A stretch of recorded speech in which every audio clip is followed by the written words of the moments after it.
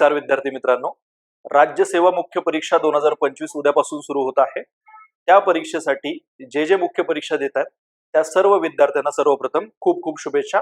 अर्थात उद्याचे दोन्ही पेपर मराठी आणि इंग्लिश हे क्वालिफाईंग पेपर आहेत। खरी आपली मुख्य परीक्षा खऱ्या अर्थाने 18 तारखेला सुरू होणार असली तरी उद्याचे दोन पेपर तितकेच महत्त्वाचे आहेत, कारण जर या पेपरमध्ये तुम्ही क्वालिफाय केलं नाही म्हणजे 300 पैकी 75 मार्क्स तुम्हाला मिळाले नाहीत तर तुमचे बाकीचे पेपरचे मार्क्स सुद्धा तुम्हाला कळत नाहीत। सो त्यामुळे हा पेपर सुद्धा आपल्याला सिरियसली द्यायचा आहे, चांगला मस्तपैकी लिहून यायचं आहे, पूर्ण कंप्लीट करायचं आहे। रिलेटिव्हली हे दोन्ही पेपर कंप्लीट करणं लिहिणं सोपं असतं। या दोन पेपरच्या दृष्टीने काही सूचना देण्यासाठी तुम्हाला काही आपण म्हणू गाईडलाईन हे पेपर सॉल्व्ह करण्यासाठी आपण हा व्हिडिओ बनवलाय। काही लोकांचे काही डाऊटचे मेसेज पण आले होते, त्या दृष्टीने सुद्धा आपण काही सूचना देणार आहोत। तर परत पहिल्यांदा तर एक लक्षात घ्या की हे जे पेपर एमपीएससी ने ठेवलेले आहेत मराठी आणि इंग्लिश सुरुवातीला, ते एक तुमच्या कंटेक्स्ट मध्ये ऍडव्हान्टेज आहे किंवा चांगला आपण म्हणू एक आस्पेक्ट आहे। तो म्हणजे युपीएससीच्या बाबतीमध्ये काय होतं, पहिला एसएचा पेपर असतो, मग जीएस 1 2 3 4 चे पेपर असतात, मग मराठी इंग्लिश कंपल्सरीचे पेपर, क्वालिफाईंग पेपर आणि मग ऑप्शनलचा पेपर असतो। काय असतं की सुरुवातीला किती ना कितीतरी मेन सुरू होत असताना थोडा नर्वसनेस असतो आणि तो नर्वसनेस तुमच्या पहिल्या पेपरला अफेक्ट करण्याचे चान्सेस असतात। सो पहिलाच जर समजा एसए सारखा पेपर असेल तर त्याचा कुठे ना कुठेतरी इम्पॅक्ट होण्याचे चान्सेस असतात। तर तुम्हाला हा पेपरनी काय होईल, थोडीशी फॅमिलिअरिटी येईल की एमपीएससीच्या आन्सर कॉपीज नक्की कशा आहेत, काय त्यांचे नक्की रूल्स आहेत आन्सर रायटिंगच्या बाबतीमध्ये, कसा सिक्वेन्स ठेवायचा आहे प्रश्नांचा, तर याच्याशी तुम्ही थोडंसं फॅमिलियर व्हाल। तो थोडासा नर्वसनेस आहे तो थोडा सेटल डाऊन व्हायला मदत होईल। सो गुड साइन की मराठी आणि इंग्लिश या क्वालिफाईंग पेपर पासूनच मुख्य परीक्षा सुरू होणार आहे। बघा, उद्याच्या पेपरला थोडंसं आणखी ईज वाढवण्यासाठी आधी काय करा, या दोन्ही पेपरचं जे नेचर आहे ते बघून घ्या की नक्की पेपरचं स्वरूप कसं आहे, एकूण गुण जे 300 मार्काचे आहेत ते कशा पद्धतीने ते आणि कुठले कुठले ते प्रश्न विचारणार आहेत। तर पहिल्यांदा त्यांनी काय सूचना दिल्यात त्या बघूया आणि आपण मग ते हे करूया। तर सर्व प्रश्न अनिवार्य आहेत, म्हणजे ऑप्शनल अशा काही टाईपचे प्रश्न नाहीयेत। एसएला तुम्हाला काही ऑप्शन्स असतील पण प्रत्येक प्रश्नाला मार्क्स आहेत, प्रत्येक प्रश्नाचे गुण त्या प्रश्नासमोर उपप्रश्नासमोर दिलेले आहेत। या सूचना तुम्हाला तुमच्या मेन्सच्या पेपरवरती सुद्धा दिसतील।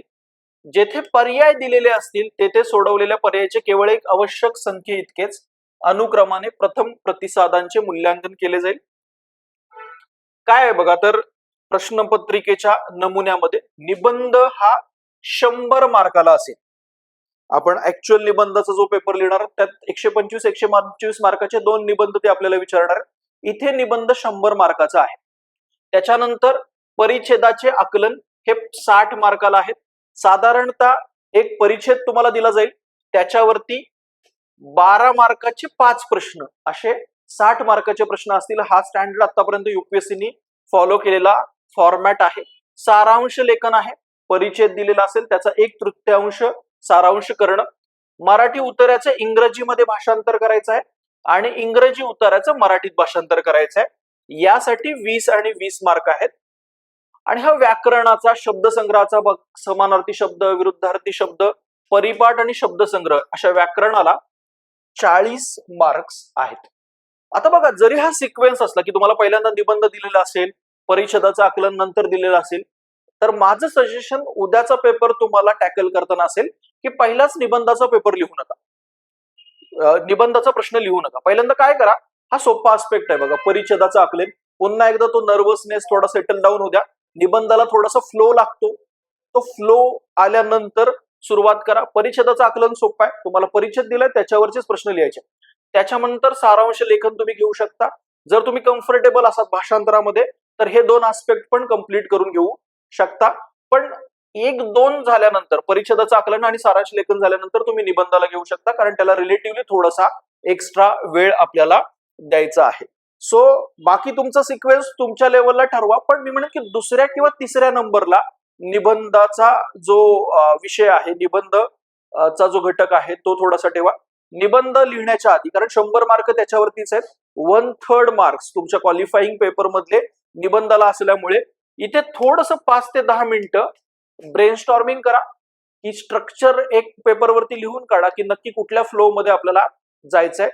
ह्या क्वालिफाईंग पेपर मधले निबंध युपीएससी सहसा खूपच असे जीएस ओरिएंटेड, भारतातील आरोग्याच्या समस्या किंवा सर्जनशील शिक्षणाची गरज या प्रकारे विचारताना दिसलेली आहे. तर अशा टॉपिकला तर प्रॉपर छोट्या छोट्या परिच्छेदांमध्ये हे करणं, डील करणं आणि स्ट्रक्चर मध्ये लिहिणं हे आणखी जास्त महत्वाचं असतं. म्हणजे समजा असं विचारलं भारतातील आरोग्यातील समस्या, तर आरोग्याचं महत्व, भारतातील आरोग्यातील समस्या 1 2 3 4 क्रमांक न देता एकेका परिच्छेदामध्ये त्या डील करणं आणि त्याच्यावरचा उपाय, असा तो फ्लो असायला पाहिजे. सो फ्लोचा विचार करा. मध्येच काहीतरी उपाय येत आहेत, मध्येच तुम्ही काहीतरी प्रश्न उपस्थित करताय, मध्येच समस्या सांगतायत, असा तो विस्कटलेपणा नसायला पाहिजे. तर हा असं मराठीच्या पेपरचा साधारणतः नमुना आहे. मराठी याच्यामधले काही शब्दसंग्रहामधल्या गोष्टी माहीत नसतील तरी काही फार फरक पडत नाही, कारण त्याचं वेटेज कमी आहे. मोस्ट ऑफ द समानार्थी विरुद्धार्थी शब्दांसारख्या गोष्टी तुम्हाला क्लिअर असतात. यामधूनच मोस्टली तुमचे मार्क्स आले पाहिजे. एक गोष्ट लक्षात घ्या, ज्यांची मुख्य परीक्षा ते इंग्रजीमध्ये लिहिणार आहेत त्यांनी थोडस आज संध्याकाळपासून मराठीचे शब्द, मराठी मधली वाक्य याची प्रॅक्टिस केली पाहिजे. थोडस मराठीमध्ये काहीतरी वाचायला पाहिजे. जे मुख्य परीक्षा ही मराठीमध्ये देत आहेत त्यांनी इंग्रजीचं थोडस उलट करून बघायला पाहिजे, कारण तुम्ही कम्फर्टेबल आहात. तुम्ही ज्या लँग्वेज मध्ये बाकीचे मेन्सचे पेपर देणार आहात, तुम्ही ज्या पेपरमध्ये मुख्य परीक्षा देणार नाही त्याच्या दुसरा पेपर थोडासा प्रॅक्टिस करून बघायला पाहिजे. त्याचे शब्द नाहीतर पटपट आठवत नाहीत.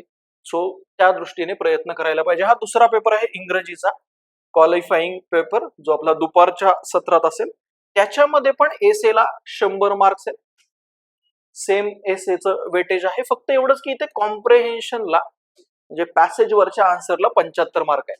सो त्यामुळे इथे पण मी सजेस्ट करेन की याने डायरेक्टली स्टार्ट करा, थोडस ते नर्व्स सेटल करा आणि पेपरला अप्रोच करायला घ्या. प्रिसाइज रायटिंग, पुन्हा एकदा सारांश लेखनला 75 मार्क आहेत. तिथे इथे बघा 60 मार्क्स होते, इथे 75 आहेत. आणि ओकॅब्युलरी वरती 25 असे एकूण ग्रामर आणि ओकॅब्युलरी वरती 50 मार्क आहेत. त्यामध्ये काही पुन्हा एकदा सिनोनिम, अँटोनिम्स किंवा active, passive, wise, direct, indirect speech असं सारखं बेसिक ग्रामर ते विचारतात. सो थोडस त्याच्या रिलेटेड पण गो थ्रू करून घेतलं पाहिजे एकदा, कारण हे असे प्रश्न असतात की जे आयदर तुम्हाला येतात किंवा आयदर येत नाहीत. पण पुन्हा एकदा प्रायोरिटी किंवा यातलं तुमचा पहिला फोकस काय असेल हे लक्षात ठेवा. बाकीचे जनरल गाईडलाईन्स एसीच्या बाबतीत सेम असतील. 5 ते 10 मिनिटं ब्रेनस्टॉर्म करा, एक स्ट्रक्चर ठरवा आणि त्या स्ट्रक्चरनुसार छोट्या छोट्या पॅरेग्राफ मध्ये लिहायला घ्या.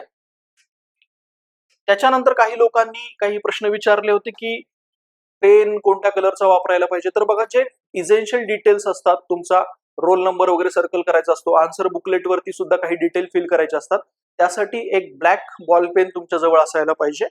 अपार्ट फ्रॉम दॅट तुम्ही ब्ल्यू किंवा ब्लॅक दोन्ही कुठल्याही बॉल किंवा जेल पेननी लिहू शकता. काही लोकांचं म्हणणं होतं की जेल पेननी लिहिता येईल की नाही वगैरे, तर मुख्य परीक्षेमध्ये तुम्ही जेल पेननी लिहू शकता. त्याच्या बाबतीमध्ये काही कन्सर्न नाहीये. फक्त त्या रेषा मध्ये असल्यामुळे, युपीएससी सारखं कोरपान नसल्यामुळे थोडंसं बघायला पाहिजे की ते चिकटतंय का किंवा सुटसुटीत आपण लिहितोय का याची काळजी घ्या.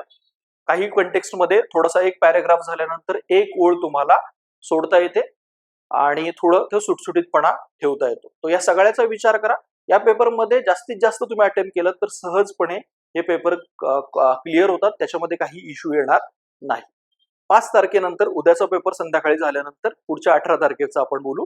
पण उद्या आत्ता पुरतं तुम्हाला उद्याच्या पेपरसाठी खूप खूप शुभेच्छा. धन्यवाद.